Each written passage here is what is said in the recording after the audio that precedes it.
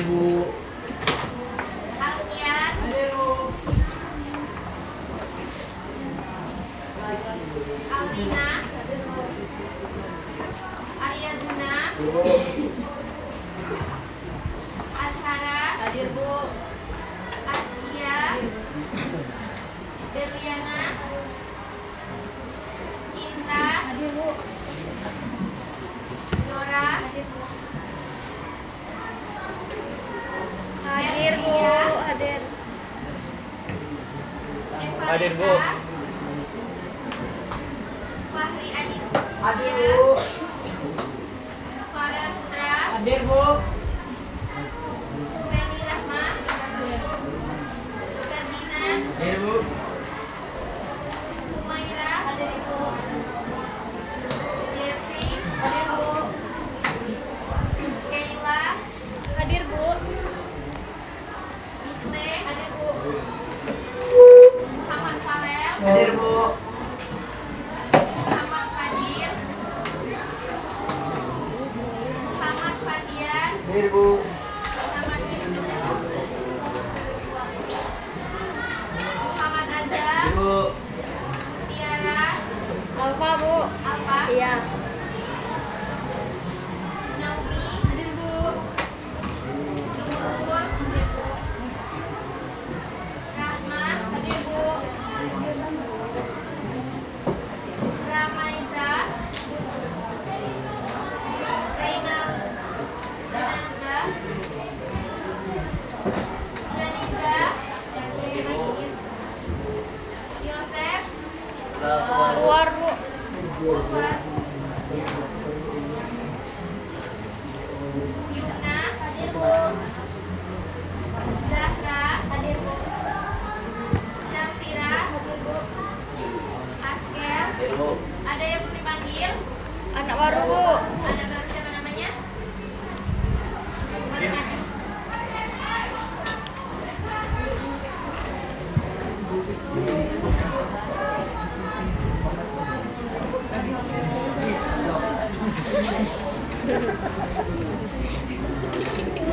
Jangan ketawa.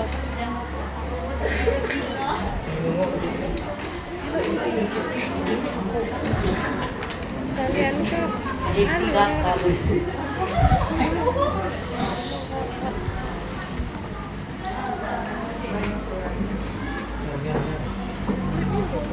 Oke, jadi hari ini yang tidak masuk ada 2 orang.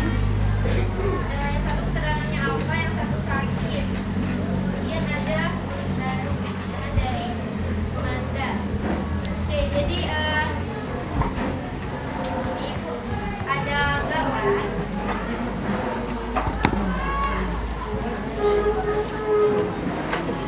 Ada yang tahu ini gambar apa? Iya, jadi Ibu ada pertanyaan. Mengapa bakteri itu bisa hidup hampir di semua tempat?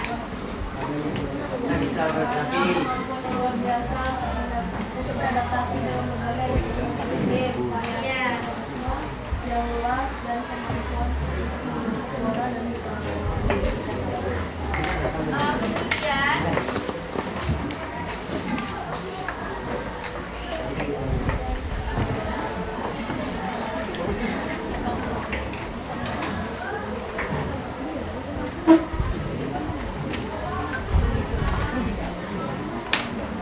nah, dari gambar ini lalu ada pertanyaan lagi.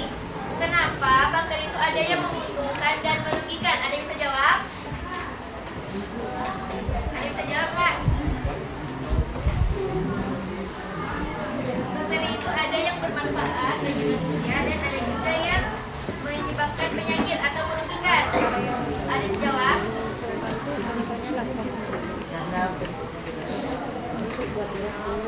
Iya? Karena bakteri memiliki peran yang beragam karena bergantung pada jenis sela atau bebasnya ke dalam Iya, jadi bakteri itu sangat bermanfaat. Ada beberapa sangat bermanfaat bagi kehidupan kita, tetapi ada juga yang menyebabkan penyakit karena dia bersifat patogen. tadi. Tidak perlu sampai ke Perhatikan gambar berikut. Ada gambar apa di sini? Bur, Cimori. Ya, jadi itu adalah gambar Cimori. Kalian udah kan membelinya? Udah bukannya kan?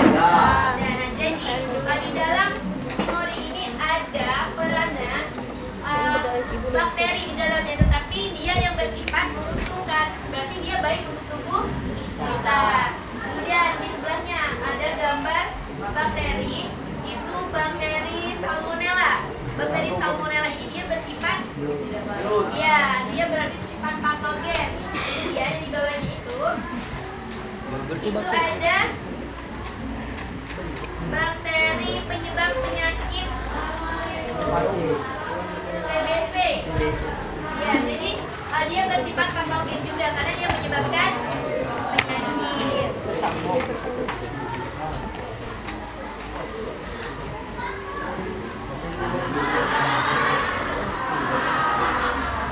Nah, dari gambar ini kalian sudah tahu kan kita hari ini belajar apa? Ya, bakteri. Jadi hari ini kita melanjutkan dari yang minggu kemarin mengenai bakteri. Jadi hari ini itu ada 4 tujuan pembelajaran.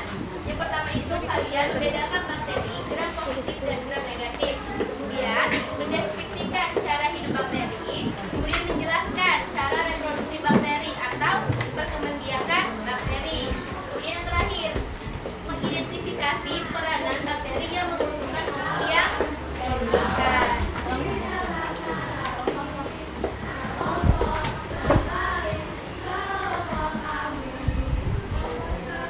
Oke, kita masuk ke materi pertama. Sebelum Ibu menjelaskan mengenai apa sih itu bakteri gram positif dan gram negatif, kita harus tahu dulu sejarahnya. Jadi pada tahun 1884 itu ada dokter dan ahli bakteriologi yang berasal dari Denmark. Itu namanya adalah Bapak Hans Christian Gram. Nah, dia ini mengembangkan teknik untuk membedakan bakteri berdasarkan dinding selnya. Kemudian sistem ini dinamakan dengan sistem pewarnaan. Apa sih itu sistem pewarnaan? Ada yang bisa baca? Satu orang angkat tangan. Ada yang mau? Silakan. Jika tidak ada, ibu saja. Jadi pewarnaan gram ini adalah teknik umum yang digunakan untuk membedakan dua kelompok besar bakteri, yaitu berdasarkan penyusun dinding selnya. Jadi dari teknik sistem pewarnaan ini maka diketahui ada bakteri gram positif dan gram negatif. Nah, kemudian di sampingnya itu ada gambar tahapan pewarnaan gram. Jadi di situ ada beberapa senyawa atau reagen yang digunakan dalam teknik sistem pewarnaan. Yang pertama itu ada kristal violet. Nah, dari namanya aja udah tahu violet, berarti dia berwarna ungu. Kemudian ada larutan iodin. Kemudian yang ketiga ada alkohol, dan yang keempat itu ada safranin. Nah, ini kristal violet, dan itu ada safranin. Kalau safranin dia berwarna merah. Untuk caranya itu pertama itu bakteri diwarnai dengan zat violet dan iodin, kemudian dibilas atau dicuci menggunakan alkohol, dan yang terakhir itu diwarnai lagi dengan zat warna merah atau safranin.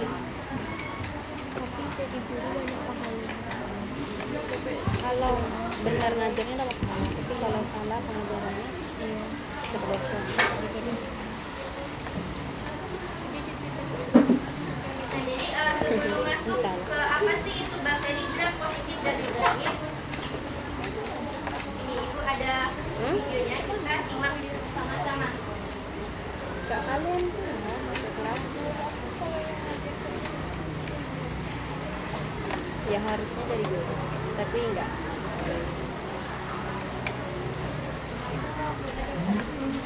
Amin. Amin ya. Ini dua. Standar sekarang kedua luar negeri kalau negara. Mama aku ada yang jadi dosen di UNIF. Pernahkah kamu membayangkan bagaimana ilmuwan mengidentifikasi makhluk sekecil bakteri? Mereka punya sebuah trik cerdas yang sudah digunakan sejak tahun 1884. Namanya pewarnaan gram. Karena beda-beda. Coba cara. Enggak. Ini bukan sekedar mewarnai, tapi sebuah cara untuk mengelompokkan bakteri menjadi dua kategori besar, gram positif dan gram negatif. Kuncinya ada di struktur di sel mereka. Jadi di sel ini sebagai benteng untuk bakteri. Pada bakteri gram positif, bentengnya sangat tebal dan kokoh, terbuat dari lapisan peptidoglikan. Sementara itu, benteng bakteri gram negatif lebih tipis dan mereka punya lapisan pelindung tambahan di luar, yaitu peptid dan luar.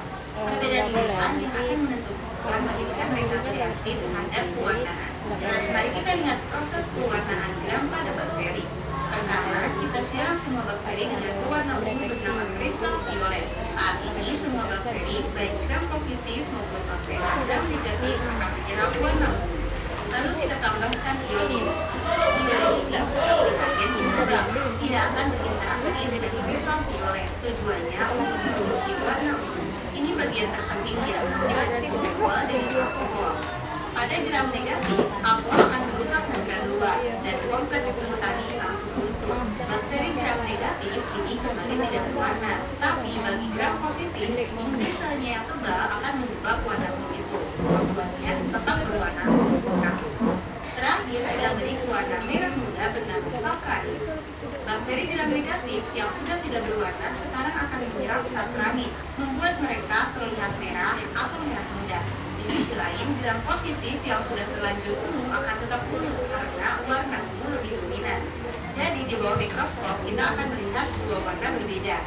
Bakteri gram positif akan bersinar dengan warna ungu dan bakteri gram negatif akan terlihat berwarna merah atau merah muda. Nah, teknik ini adalah fondasi penting dalam ilmu mikrobiologi yang memungkinkan kita mengidentifikasi dan membedakan jenis bakteri dengan cepat dan akurat.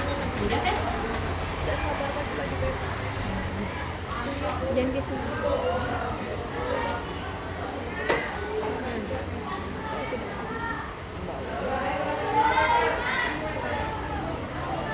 Kecuali masuk mie.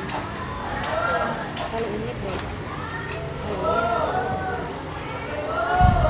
Tadi kan sudah menonton video mengenai bakteri gram positif dan gram negatif. Nah, dalam video tadi katanya kalau gram positif dia berwarna ungu, kalau gram negatif dia berwarna merah. Kemudian untuk dinding selnya itu, kalau dia bakteri gram positif, dia dinding selnya itu atau peptidoglicannya dia tebal.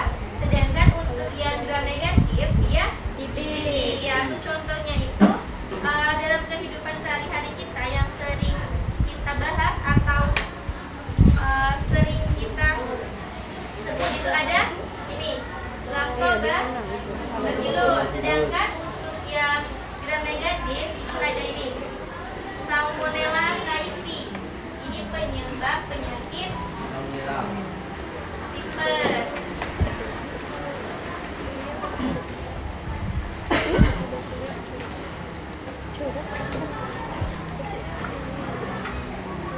Oke, selanjutnya ada cara hidup bakteri.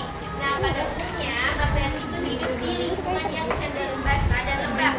Itu berkisar pada suhu antara 25 sampai 30 derajat Celcius. Nah, kemudian bakteri dapat dibedakan lagi berdasarkan cara memperoleh makanannya. Yang pertama itu ada bakteri autotrof. Kemudian yang kedua ada bakteri heterotrof. Nah, kalau bakteri autotrof dia bakteri yang bisa membuat makanannya sendiri. Sedangkan untuk bakteri heterotrof dia tidak bisa menghasilkan atau membuat makanannya secara sendiri. Nah, bakteri autotrof ini sendiri dibagi lagi menjadi dua. Yang pertama ada fotoautotrof. Kemudian yang kedua ada bakteri kemoautotrof. Nah, untuk bakteri fotoautotrof itu sendiri dia menghasilkan makanan atau membuat makanan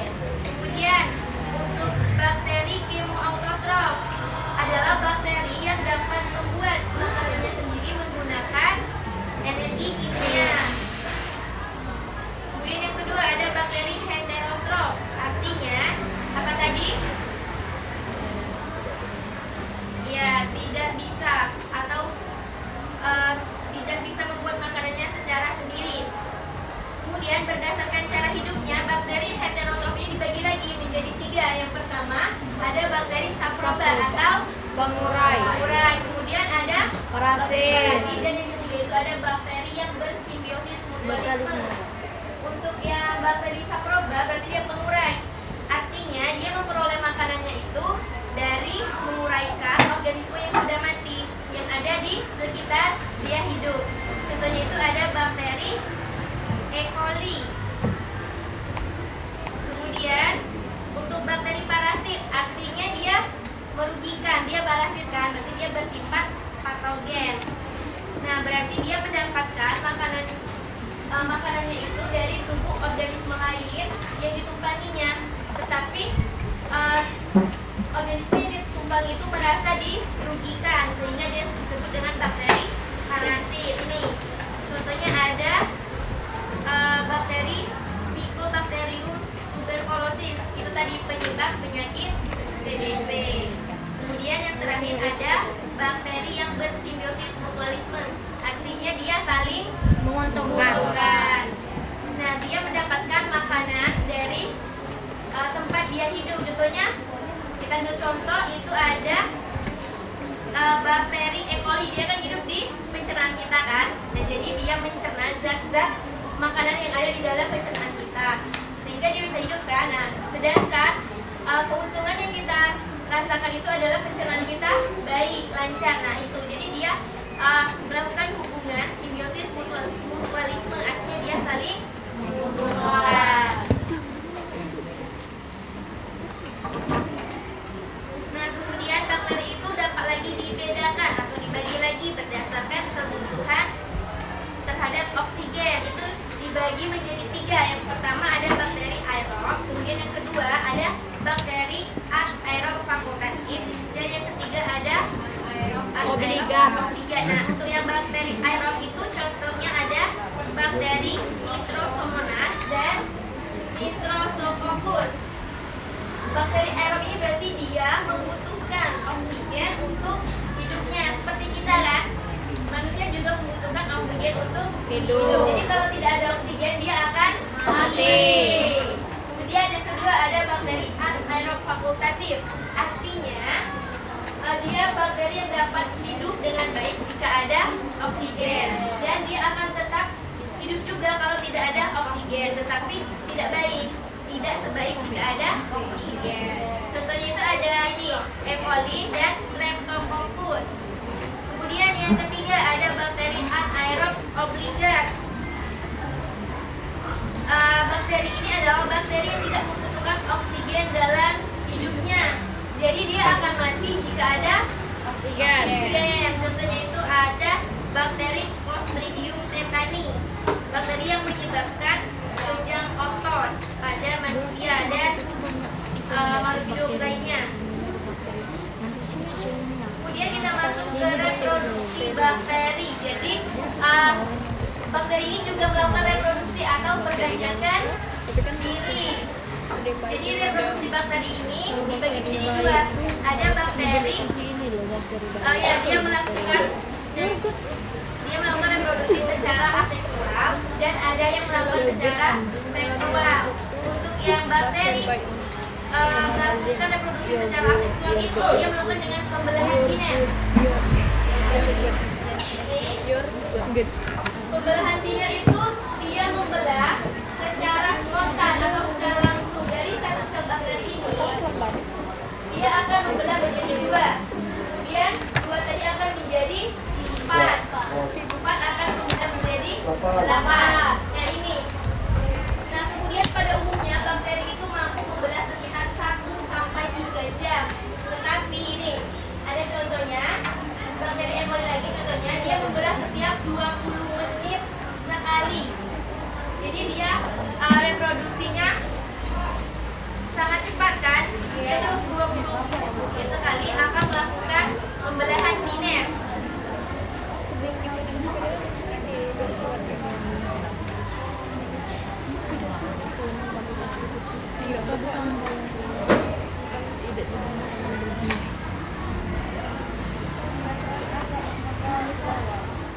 Nih, itu ada videonya, kita simak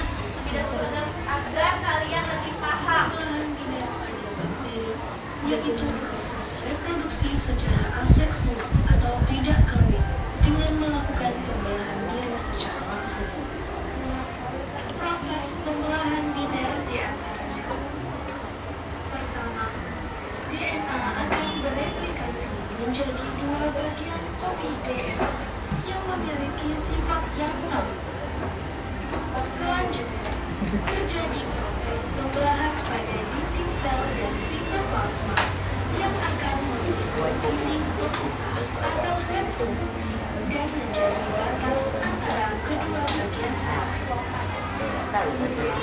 Jika septum sudah terbentuk sempurna, maka akan terbentuk dua bagian sel baru yang mempunyai sifat identik.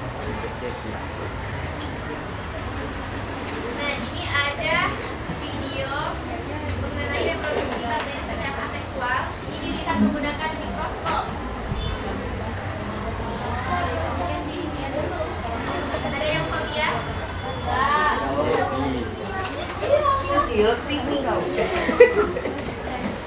Jadi dia bisa berkembang biak secara cepat dengan apa tadi? Dengan cara pembelahan kiner. Oke, selanjutnya kita masuk ke reproduksi bakteri secara seksual. Nah, kalau dia aseksual berarti dia tidak membutuhkan pasangan. Kalau seksual dia membutuhkan pasangan. Nih, dia melakukannya dengan rekombinasi gen. Nah, rekombinasi gen ini adalah peristiwa bercampurnya sebagian materi gen atau DNA. Nah, reproduksi bakteri secara seksual ini dibagi lagi menjadi 3. Yang pertama itu ada konjugasi. Ini. Nah, kalau konjugasi ini dia terjadi secara langsung melalui jembatan konjugasi. Ini jembatan konjugasinya tuh yang ini. Yang ini. Nampak? Nah, kemudian ada contoh bakteri yang mampu berkonjugasi. Antara lain ada Salmonella typhi dan Pseudomonas sp. Ini pada videonya.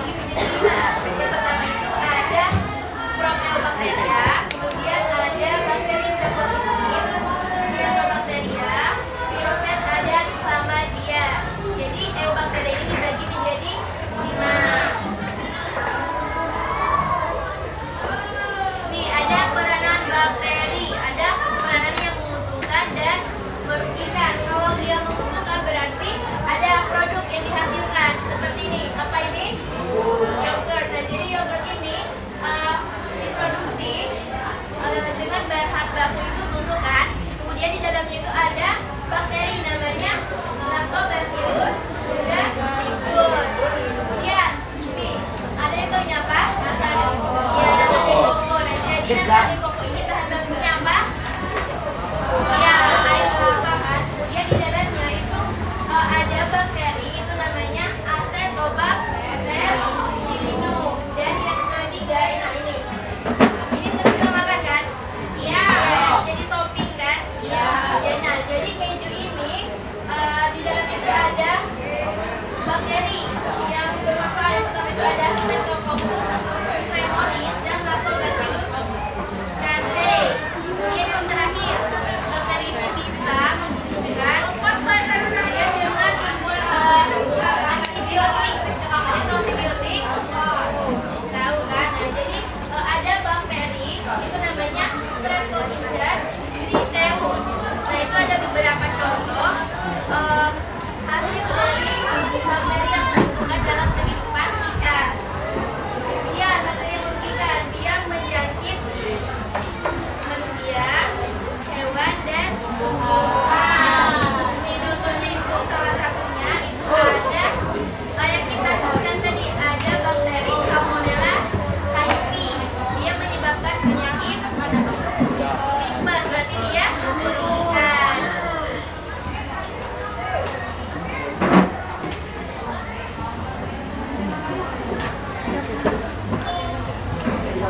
Oke, jadi mungkin itu saja yang dapat disampaikan hari ini. Ini ada kesimpulan. Ada yang membacakan? Ya, silakan bacakan. Mikroskopis adalah tunggal yang memiliki peranan penting dalam kehidupan. Bakteri dapat dibedakan menjadi gram positif dan gram negatif dari pewarnaan gram yang menunjukkan perbedaan struktur dinding selnya. Berdasarkan dari bakteri dapat bersifat autotrof dalam kurung protoautotrof dan monoautotrof maupun heterotrof. Parasit dan simbiosis mutualisme dapat hidup secara aerob maupun anaerob. Reproduksi bakteri secara aseksual melalui pemelahan binat dan secara seksual melalui rekombinasi gen, konjugasi, transkripsi, transformasi. Peranan bakteri dalam kehidupan sangat